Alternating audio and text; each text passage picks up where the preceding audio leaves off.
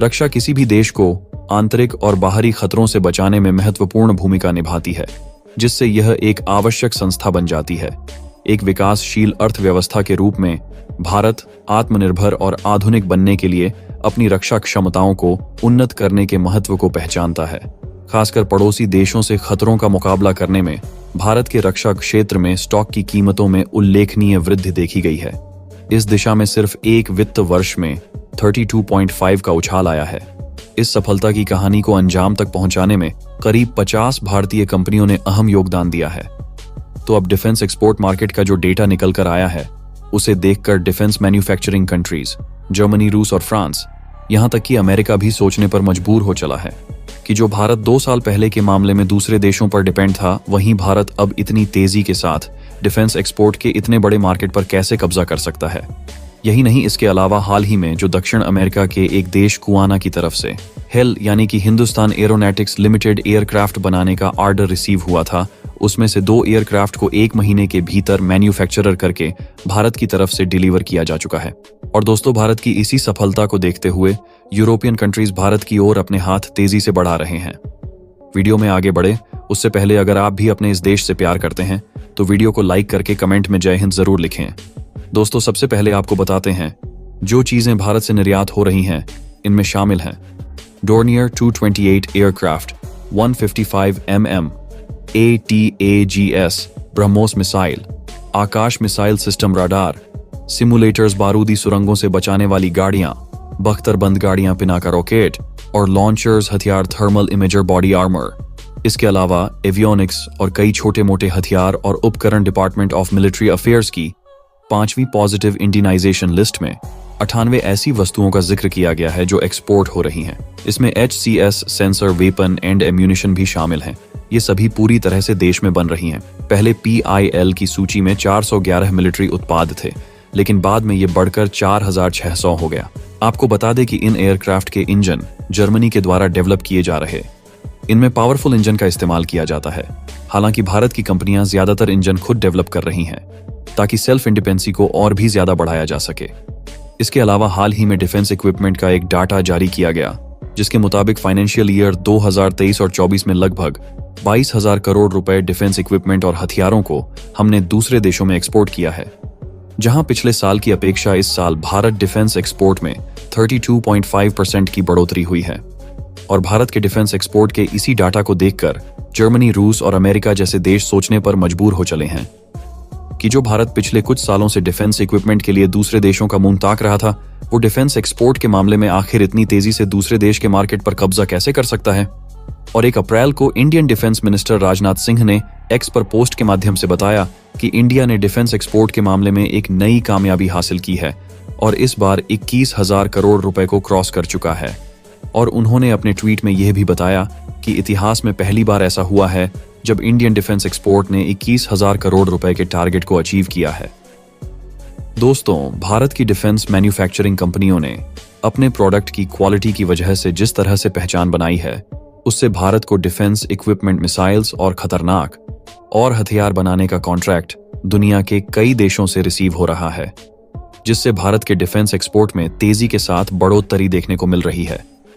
दोस्तों, कमाल की बात यह है कि डोर्नियर के सक्सेसफुली डिलीवरी होने के कारण युआना और भारत के बीच एक और नई पार्टनरशिप भी शुरू हो चुकी है। युआना ने समय अनुसार डोनियल एयरक्राफ्ट को डिलीवर करने के कारण इंडियन एयरफोर्स का वेलकम भी किया है, क्योंकि ये कोई छोटे मोटे एयरक्राफ्ट नहीं है, बल्कि इसे भारत ने इंडिजीन्स टेक्नोलॉजी से डिजाइन और डेवलप्ड किया है, जिसका इस्तेमाल इस समय इंडियन नेवी और इंडियन एयरफोर्स नए नए ऑपरेशन के लिए करती हैं।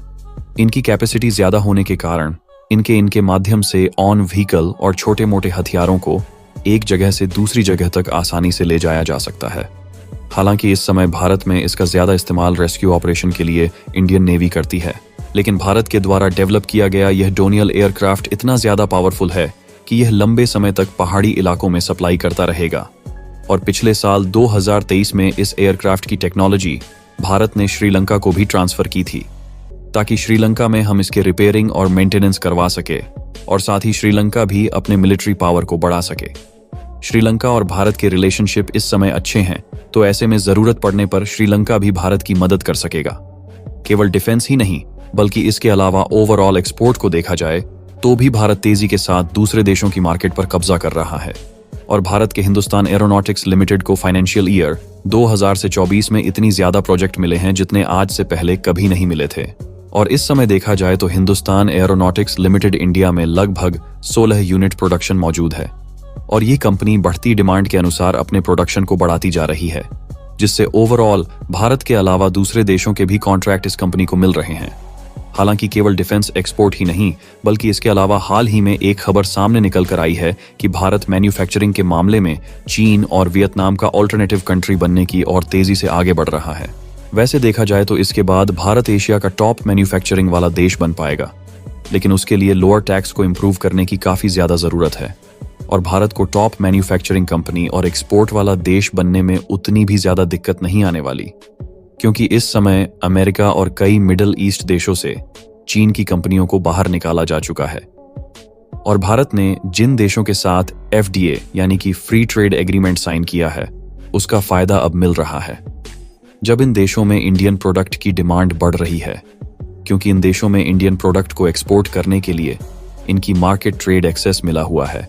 तो ऐसे में हम इन देशों में इंडियन प्रोडक्ट को ड्यूटी फ्री एक्सपोर्ट कर पा रहे हैं। खैर, यदि केवल डिफेंस सेक्टर पर नजर डाली जाए तो हमने पिछले एक साल में भारत के पड़ोसी देशों को लेकर 85 से भी ज्यादा देशों को डिफेंस एक्सपोर्ट किया है, जिसकी टोटल वैल्यू 21,000 करोड़ रुपए को क्रॉस कर चुकी है, जबकि पिछले साल केवल 15,920 करोड़ रुपए के आसपास था।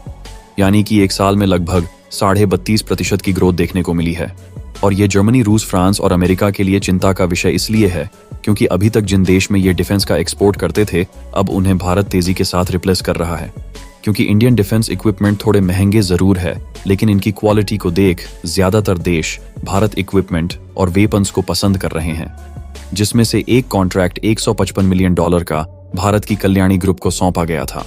और अभी 1-2 दिन पहले पिनाक मिसाइल रॉकेट और वेरिएंट बनाने का एक्सपोर्ट ऑर्डर भी मिल चुका है, जिसकी टोटल वैल्यू लगभग $255 मिलियन के आसपास है। वर्तमान वित्त वर्ष 2022-23 में डिफेंस कैपिटल प्रोक्योरमेंट बजट में स्वदेशी हिस्सा 68% था। अगली बार के लिए वह बढ़ाकर 75% कर दी गई है। इसके बारे में एरो इंडिया शो के दौरान रक्षा मंत्री राजनाथ सिंह ने खुलासा किया था। इसी प्रोग्राम के तहत भारत की सबसे बड़ी हेलीकॉप्टर फैक्ट्री खोली गई। वहां पर लाइट यूटिलिटी हेलीकॉप्टर्स बन रहे हैं।